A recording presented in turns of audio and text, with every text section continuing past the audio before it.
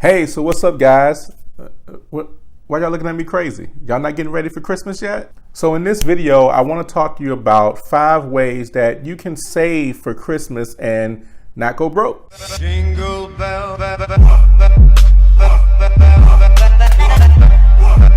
Hey guys, so welcome back to Get Smart University. If you're new to this channel, my name is Joseph Fountain, and we like to talk about money in a way that people can understand it. We like to talk about investments. We like to share some good tips. So thanks for joining. Don't forget to subscribe. And so today I want to talk to you guys about 5 ways that you can save for Christmas. So here is tip number 1. Start now. Starting now. Now, right now, this video is being posted in September.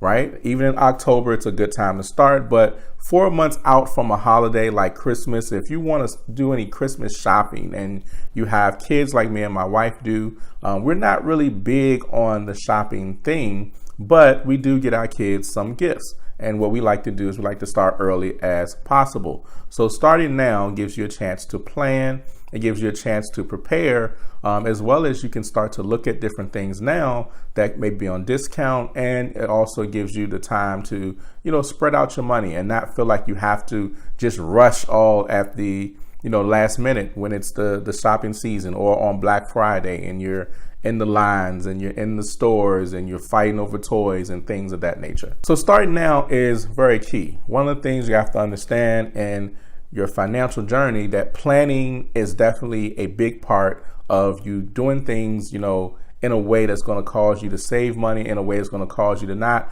break your bank or break your budget by just planning ahead. So starting now is definitely a key factor you want to do if you're trying to have a good Christmas, but you don't want to go broke like you maybe did last year. So number 2 is layaway.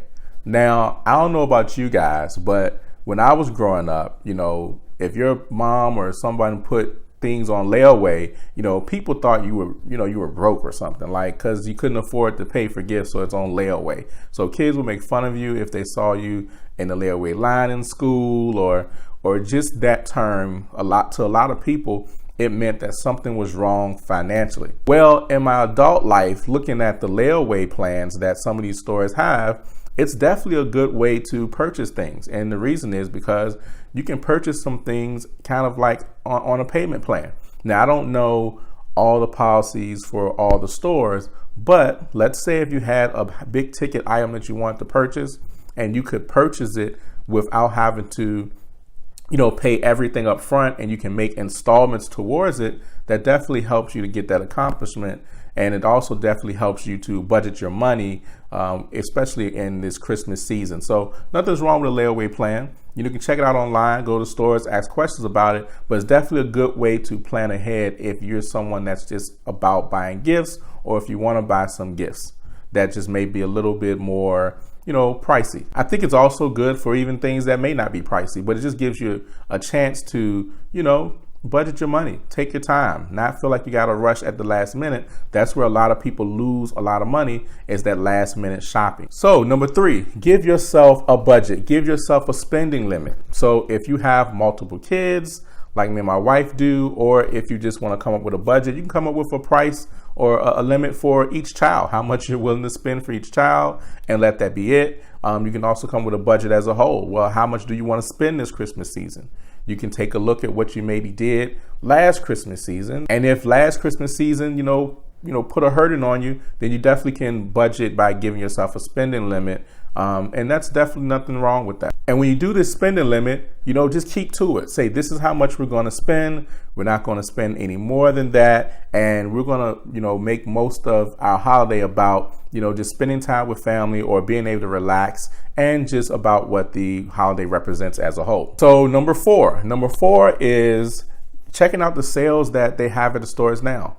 And some of the stores, especially like Walmart and some of these other stores, like where I live, there's like these discount stores called Ollie's.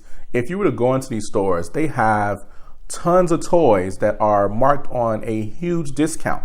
Like I know in Walmart, if you go in Walmart, they have an aisle or two where you'll just find where there's all these clearance items, and a lot of times they'll have a bunch of clearance toys and different things there where you can find some really good discounts on things that they just might have, the box may have been opened or or maybe just the toys, discounted in itself. It might not be the most updated thing, but it definitely can give you something to save money. So looking in those areas, if you have any stores in your area like we do, where they, may buy like store inventories and stuff like that, and buy like the storage units when stores have too much inventory and they can't take it back to the manufacturer, and they resell it to you at a fraction of the price. And that's a good way to start looking and shopping, looking at the sales that are available now and starting to, piece together your shopping list without having to, like we said, wait last minute. And number 5, which is fairly simple, listen,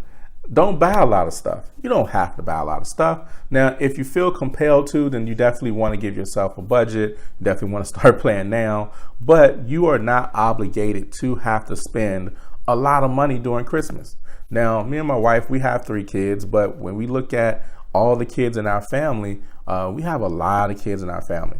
Like I have one brother and sister-in-law that has 3 kids. I got another brother and sister-in-law that have 5 kids. And then we got even future families coming together where we have siblings that are dating and on their way to being married. So our family is going to keep growing with kids. And so one of the agreements that we all had was, hey, look, let's not buy each other anything. If we're going to buy anything, let's just buy stuff for the kids. And then we may limit that to like wherever we just buy them one thing or something that they all can share in or something like that. But we're not critical over buying everybody gifts and things like that. So truth be told, we buy all these gifts and not everybody uses them anyway. Like if you have kids like we do, take a look at all the toys you've gotten them up until this point. Take a look at the toys and things or whatever it is you bought them from last year from Christmas and look at the condition of them. Look at, if they're still in good use or if they're broken. Half the time we're buying these things, and apparently people feel like buying gifts is the way to show our love towards someone, and that's absolutely not the case. But that's a whole nother conversation. So being able to buy all these gifts doesn't really prove a whole lot. But if that's your thing, then just limit yourself. But for what we do, we don't buy a lot of stuff, and we're not trying to buy a lot of stuff. We show our family our appreciation, our love throughout the year. So we don't feel like we just have to do all these different things all because it's Christmas, time to go shopping and buy a whole bunch of gifts, and really it's not necessary. In 2017, the average person spent over $900 on average just to shop for Christmas. Now the question is, who really benefits from all the Christmas spending? The stores, the shops, the retail centers, they benefit more than the individual that you're buying the gifts for anyway. So consider, if you're really trying to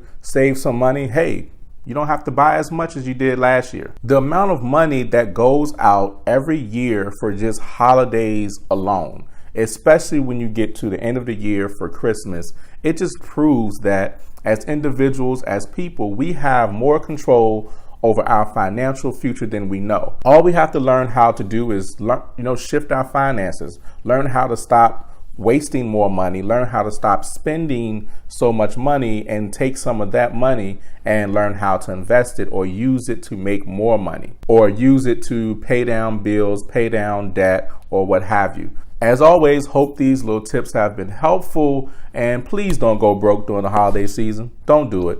Don't do it. You owe you and your family better than that to just give them gifts when you can also prepare for a better financial future with that same money. So talk to you guys soon. Till the next video. You know what I'm saying? Peace.